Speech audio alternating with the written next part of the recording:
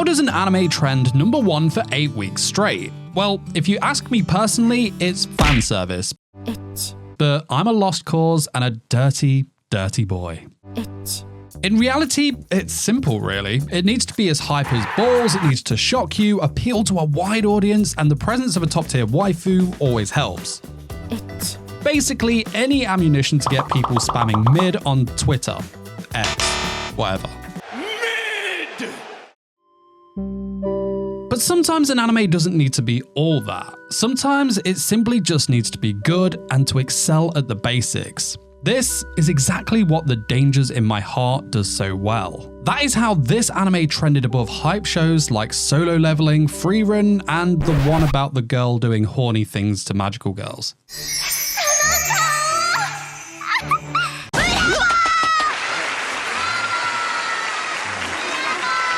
I love that show.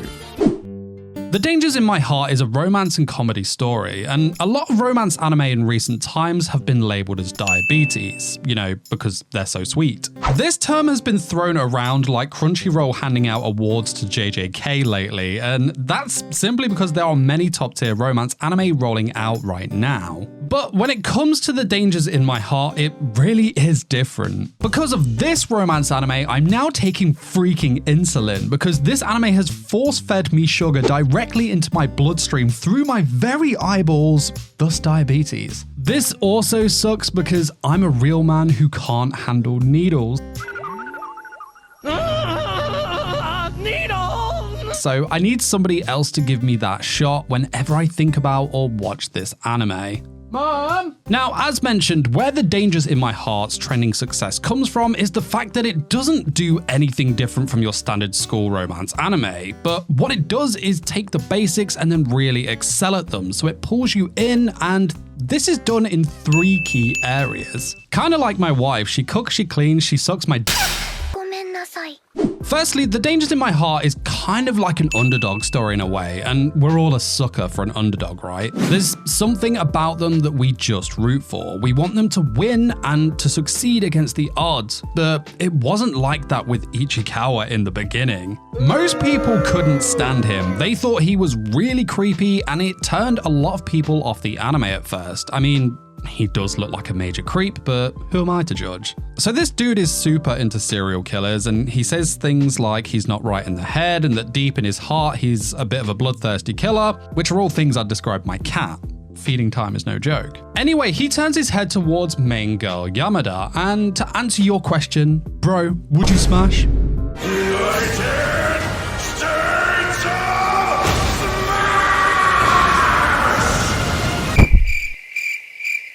Yep. So Ichikawa turns towards her and in his inner monologue says that she is the one he wants to kill the most. And yeah, as far as pickup lines go, I've heard worse. Now, this creepy I need to find a way to kill her thing only really lasts 2 or 3 episodes before the big 180 from kill, kill, kill turns to, oh, wait, no, I think I like this girl actually. Fuck! After this 180, we get to see the real side of Ichikawa and the actual story and premise of The Dangers in My Heart, in how the more he spends time with Yamada, the more he wants to protect and be with her.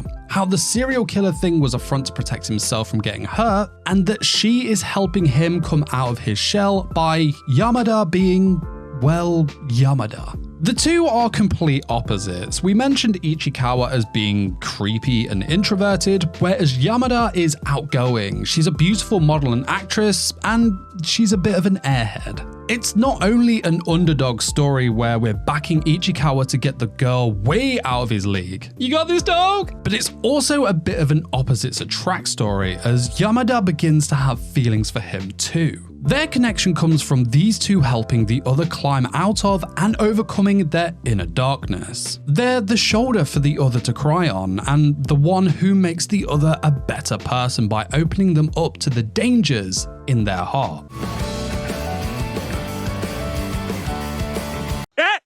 He said it! He said it!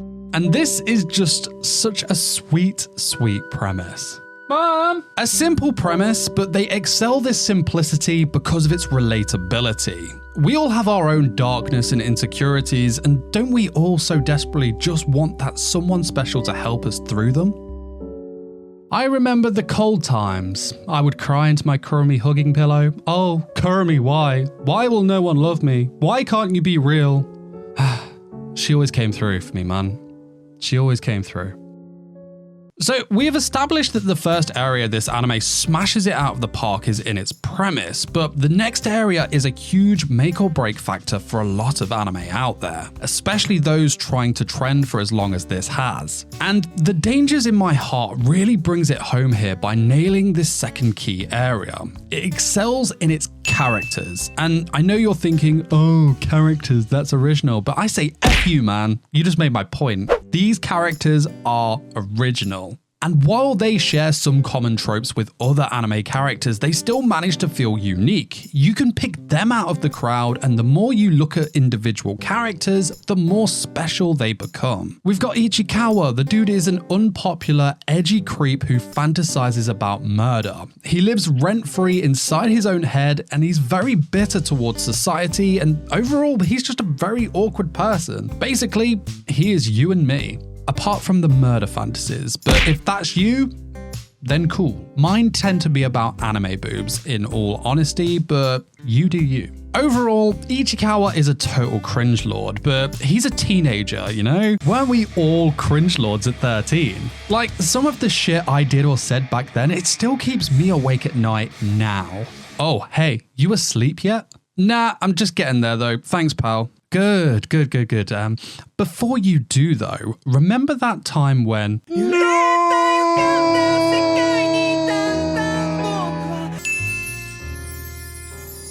The beauty of Ichikawa's character is that deep down, despite the cringe, he's the hero we all want to be. Though he worries about the attention being on him, he does stand up for what he feels is right. He dislikes those inconsiderate of others' feelings, people who bully, and those who treat others as objects. Overall, Ichikawa is a good guy, and it's his progression through the story that really draws us in. As anime fans and nerds in general, we're all like Ichikawa in a sense. Then we have Yamada. God damn, do we have Yamada. And between you and me, I would kill a man for that girl. Hey, would you look at that? I really am Ichikawa. Yamada is beautiful. She is cute. She is infectious. She is, well, perfect. The main thing that comes to mind when it comes to Yamada is that damn does this girl pack away the candy. I mean, the amount of snacks this girl consumes is just insane. It's crazy. This girl is a fashion model, an actress. She has to be looking after that figure, so where is all the weight going from these snacks? Oh, yeah, of course. It goes straight into those legs of hers. Of course, Yamada is pretty tall, to be fair. How tall is she actually?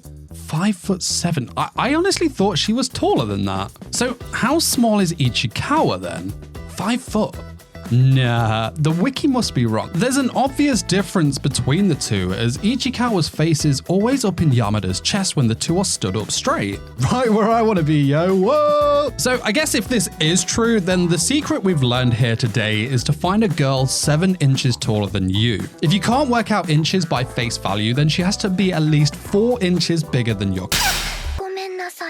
Now, the thing about Yamada's character that really makes her shine is her personality and how she makes it come across so strongly in the anime. The majority of the show is narrated through Ichikawa's inner monologues. He is the main voice of the anime, and yet Yamada's character still manages to shine through by doing simple things, her actions, her mannerisms, or through cute noises or gestures.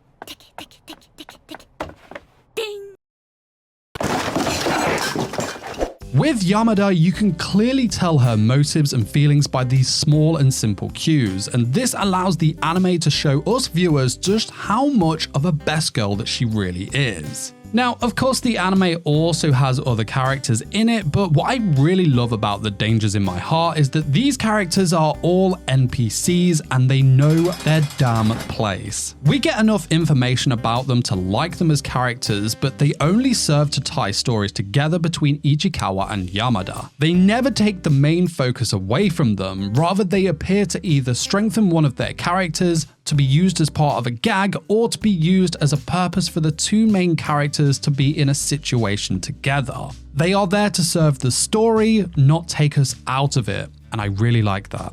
Now, before we move on to the final point, do you know what the craziest thing about this anime trending #1 all season is? Do you want to know what makes this even more impressive of a feat? Well, it's a season 2.